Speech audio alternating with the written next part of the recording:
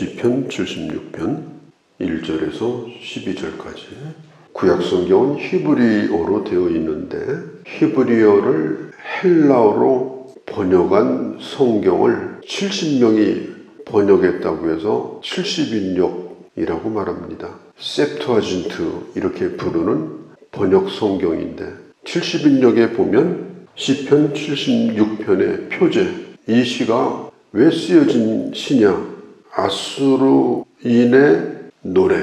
그래서 이 시에 대한 배경을 추측을 하건대 이사야서 36장, 37장 그리고 열왕기하서 19장을 배경으로 쓰여진 시다, 이렇게 추측을 합니다. 오늘 그런 배경을 생각하면서 이 말씀을 좀 나누도록 하겠습니다. 남유다 왕 가운데 아주 뛰어난 왕 중에 한 사람이 바로 히스기야였습니다.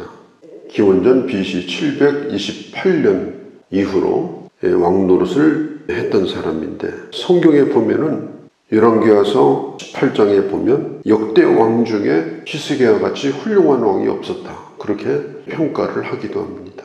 그런데 이 남유다에 아수르가 쳐들어옵니다. 그때 아수르 왕이 누군가 하면 산헤립 왕입니다. 열왕기하서 19장에 보면 그 내용이 아주 잘 나와 있습니다. 무려 18만 5천 명의 군대를 끌고 남유다를 침공합니다. 이스라엘 나라는 북이스라엘 남유다를 다 합쳐가지고 크기가 강원도만 밖에 안 합니다. 큰 땅이 아니에요. 그 가운데 남유다니까 반절이에요. 또 아주 좁은 땅입니다. 18만 5천 명이 쳐들어온 거예요. 그러니까 완전히 남유다를 그냥 덮어버렸다고 보면 됩니다. 히스기야는 하나님이 인정하신 아주 훌륭한 대단한 왕이었지만 그러나 이렇게 갑자기 이런 일을 겪게 되니까 당황하기 시작합니다. 그때 당시 아수르의 왕이었던 산헤립이 라기스라고 하는 곳에 진을 치고 있었는데 라기스로 사람을 보내가지고 히스기야 왕은 무조건 용서해달라, 그렇게 빌었습니다. 어떤 일이든지 다 할 테니까 용서해달라. 그 모양새가 너무나 비참합니다. 신앙이 그렇게 좋다고 하는 히스기야 왕도 인간적인 방법을 궁리합니다. 애굽에게 군대를 요청합니다. 애굽이 도와줄 거라고 평소에 생각을 했고 친애굽 정책을 쓰고 있었어요. 그런데 애굽이 남유다를 도와주지 않았습니다. 그러자 히스기야는 왕궁의 보물창고를 다 열어가지고 그 모든 걸 전부 다 가져다가 아수르 왕에게 뇌물로 줍니다. 주니까 또 산헤립이 그걸 받았어요. 그리고 돌아가야 되는데 그걸 받아먹고 안 돌아갑니다. 아주 낭패죠. 왜냐하면 겁을 주려고 온 것이 아니라 남유다를 완전히 빼앗으려고, 점령하려고 쳐들어온 거기 때문에 아무리 빌고 뭘 가져다 주어도 통하지 않습니다. 그때 히스기야가 비로소 생각이 난 거예요. 기도해야 되겠다. 믿음이 좋은 사람도 무슨 일이 생기게 되면 처음부터 기도해야 되겠다, 이런 생각을 잘 가지질 않아요. 처음에는 꾀를 씁니다. 내가 그래도 가진 것도 있고 인맥도 있고 내 경험도 있고 그러면서 이렇게 저렇게 하다가 다 거덜나고 아무리 손을 써도 안 되고 그렇게 하게 되면 나중에 마지막 카드가 기도예요. 산헤립 왕이 히스기야에게 보낸 협박 편지가 있습니다. 그 협박 편지를 하나님의 성전에 올라가서 펼쳐놓고서 얘기합니다. 하나님, 이 내용을 좀 봐주옵소서. 그때 열왕기하서 19장 20절에 보면 하나님께서 히스기야에게 말씀하십니다. 누구를 통해서 말씀하시느냐? 이사야 선지자를 통해서. 그게 이사야서 36장, 37장의 배경과 연관이 됩니다. 이사야가 히스기야에게 기별을 합니다. 이스라엘의 하나님께서 당신의 기도를 들으셨다. 그러면서 응답을 주시는데 오늘 밤 아수르 군대가 끝나게 될 거다. 이건 믿을 수 없는 응답입니다. 우리가 하나님의 말씀을 듣고 싶다고 하면 하나님이 내게 뭐라고 말씀하시는가? 이런 상황 가운데서 하나님이 내게 어떤 걸 하라고 하시는가? 이런 것에 대하여 음성을 듣고 싶다고 하면 기도해야 됩니다. 기도할 때 하나님은 내게 내 심령에 들려주십니다. 히스기야에게 주신 말씀이 열왕기하서 19장 6절 7절 말씀이에요. 두려워하지 말라. 산헤립은 본국으로 돌아가게 될 것이고 본국으로 돌아가서 죽을 것이다. 참 믿을 수 없는 응답을 받게 됩니다.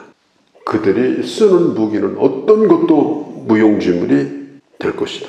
히스기야가 밤새도록 기도했습니다. 그리고 나서 그날 밤이 지나고 그 아침에 날이 새는데 아수르 군대가 다 잠들어 버렸어요. 영원히 잠들어 버렸습니다. 하나님께서 하나님의 영을 보내서 그 어마어마한 아수르 군대를 전부 멸하셨습니다. 오늘 시인은 노래합니다. 하나님은 어떤 분이시냐? 우리도 하나님 앞에 기도할 때, 하나님을 찬송할 때 자꾸 뭘 달라고만 하지 말고 하나님이 어떤 분인가를 좀 생각을 해보시면 좋겠어요. 하나님이 어떤 분인가를 묵상하고 고백하다 보면 오늘 내가 가지고 있는 문제가 아무것도 아니게 돼버려요. 내가 믿는 하나님이 그런 분이라면 오늘 내가 고민하는 문제는 고민할 것도 안 돼버려요. 우리의 찬양이나 우리의 기도나 우리가 하나님 앞에 드리는 모든 것들이 먼저 하나님을 향한 그런 고백이 되기를 원합니다. 하나님에 대한 고백과 그 하나님과 나와의 관계가 어떤 관계인지 분명한 신앙 고백이 있고서야 기도가 시작이 되는 겁니다. 이 시편 76편을 보세요. 하나님은 거룩하시고 천하의 누구도 대적할 수 없는 무적의 하나님, 철저하게 적을 물리쳐 주시고 예루살렘을 보호하시는 하나님, 온 땅에 그 이름이 알려져 있고 그 이름이 크시기 때문에 오늘 1절에 있는 대로 하나님은 유다에 알려주셨으며 그 이름이 이스라엘에 알려주셨도다. 하나님은 그 거처를 예루살렘에 정하시고 그곳에 머무시며 적이 쏘아대는 화살을 부러뜨리시고 적이 들고 있는 모든 무기를 다 없애버리셨도다. 2절 3절 문제가 생기면 누구에게 달려가는가? 이게 중요합니다. 장막이 또한 예루살렘에 있으며 그 처소는 시온에 있도다. 하나님의 성전에 나와서 적군의 편지를 펼쳐놓고 자기 사정을 아뢰입니다. 거기서 그가 화살과 방패와 칼과 전쟁을 없이 하셨도다. 그들이 가지고 있는 그 무기가 무용지물이 되게 하셨습니다. 4절에 적을 한꺼번에 다 부수고 수많은 전리품을 가지고 당당하게 돌아오시는 하나님을 찬양합니다. 여기 보면 4절에 주는 약탈한 산에서 영화로우시며 존귀하도다. 전쟁에 이기고 어마어마한 전리품을 가지고 돌아오게 하시는 그런 하나님. 5절에 보면 마음이 강한 자도 가진 것을 빼앗기고 잠에 빠질 것이며 밤새도록 기도하니까 18만 5천 명은 영원히 일어나지 못하고 잠들어 버렸다. 잠에 빠질 것이며 장사들도 모두 그들에게 도움을 줄 손을 만날 수 없었다. 아수르의 군대 장관, 사령관이 랍사게라는 사람이에요. 히스기야 왕을 조롱할 때 했던 얘기 가운데 하나가 뭐냐? 우리가 수많은 나라를 쳐서 물리칠 때에 가는 곳마다 무릎을 다 꿇었다. 그것은 그들이 믿는 신이 우리에게 무릎을 꿇은 거다. 하나님도 우리 앞에서 떨게 만들 거다. 랍사게가 그런 말을 했습니다. 히스기야 왕이 얘기합니다. 하나님을 이렇게 모독하고 욕하는 자를 어떻게 살려둡니까? 이건 내 명예가 아니고 이것은 하나님에 대한 모독입니다. 6절에 야곱의 하나님이여 주께서 꾸짖으시며 병거의 말이 다 깊이 잠들었나이다. 병거는 그때 당시는 탱크예요. 여러 마리의 말이 끌고 무장한 군인들이 타고 달려가는 무서운 무기입니다. 병거의 그 말이 다 잠들었습니다. 7절에 최고의 재판장이신 두려우신 주님, 누가 주님 앞에 설 수가 있겠습니까? 공의로우신 하나님의 판결 앞에 누구도 감히 항의하지 못하고 8절에 잠잠하게 될 것입니다. 여기 보면은 온유한 자가 나와요. 모든 온유한 자를 구원하시려고. 온유한 자가 누구냐? 억울한 일을 당하고 있는데 싸울 줄도 모르고 달려들 줄도 모르고 자기 변명도 할 줄 모르고 참 미련하고 바보 같은 사람, 똑똑한 것하고는 거리가 멀어요. 자기 주장도 없어요. 늘 지고 살아요. 내가 한마디 하고 싶은데 그 얘기는 열흘 후에 생각이 나요. 뭘 당하고도 생각이 안 나는 거예요. 늘 당하고 살아요. 그게 온유한 자예요. 그래서 하나님 앞에 눈물을 흘리는 거예요. 기도할 수밖에 없는 거예요. 그 온유한 자를 구원하시려고 심판하러 일어나신 때로다. 하나님은 그를 기억하신다. 하나님은 그의 편이 되신다. 이 세상은 강한 자의 세상입니다. 강한 유전자만이 살아남는 것이 진화론 이론입니다. 그래서 하나님 없는 세상은 누가 나를 늘 때리고 누가 나를 공격하고 누가 나를 괴롭히고 그러면서도 눈 하나 깜짝도 안 하고 잘못했다는 말 절대 안 하고 왜 그러냐? 그 사람의 유전자가 나보다 강한 거예요. 그게 진화론 생물학입니다. 그러니까 너도 나를 이기려면 나처럼 강해져라. 이 세상은 강한 놈만이 살아남는다. 그게 진화론적 세계관입니다. 예수 안 믿는 사람은 그런 생각을 가지고 삽니다. 오직 이기기 위해서 하나님을 바라보며 사는 온유한 사람은 늘 억울한 게 많습니다. 성경은 말합니다. 그 온유한 자를 하나님이 기억하신다. 예수님도 말씀하셨죠. 온유한 자가 땅을 기업으로 얻을 것이다.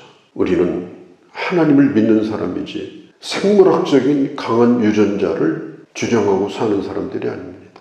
나보다 약한 사람을 지배하기 위해서 나보다 강한 사람 앞에서 개 노릇을 하고 그게 이 세상에 살아가는 방식이에요.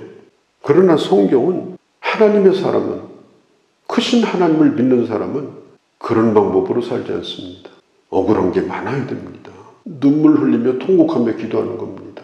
하나님이 그 온유한 자의 기도를 들어주시고 결국에는 그가 땅을 차지하는 은혜를 베풀어 주시는 것입니다. 히스기야는 너무너무 약해가지고 밤새도록 원수의 편지, 협박 편지를 펼쳐놓고 하나님 앞에 기도했습니다. 그때 하나님께서 그의 기도를 들으셨습니다. 11절에 보면 이방인들도 하나님을 두려워하며 예배하며 예물을 드리라고 시인은 촉구합니다. 12절에 강한 자의 길을 꺾으시고 떨게 하시고 다시는 하나님의 백성들을 손대지 못하게 할 거라고 말씀하십니다. 오늘 이 말씀을 깊이 생각하고 하나님의 도움을 받는 자로 최후에 승리하는 사람, 최후에 가서 웃을 수 있는 그런 하나님의 사람, 그 길을 걸어가는 그런 주의 자녀들이 되어주시기를 바랍니다. 걸어가신 우리 아버지, 히스기야는 하나님을 섬기는 훌륭한 왕이었지만 적이 보낸 협박 편지를 펼쳐놓고 통곡하며 기도할 수밖에 없었고 하나님의 그의 기도를 들으시고 원수를 잠들게 하시며 왕을 지켜주시고 나라를 건져주신 이 놀라운 역사를 노래하는 시를 오늘 저희가 들었습니다. 저희들로 하여금 하나님의 사람답게 하시고 하나님의 사람으로 살게 하시고 하나님이 주시는 온유한 자에게 주시는 하나님의 은혜를 우리 생에 경험하며 살아갈 수 있는 저희가 되게 하여 주시옵소서. 우리 주 예수님의 이름으로 기도하옵나이다. 아멘.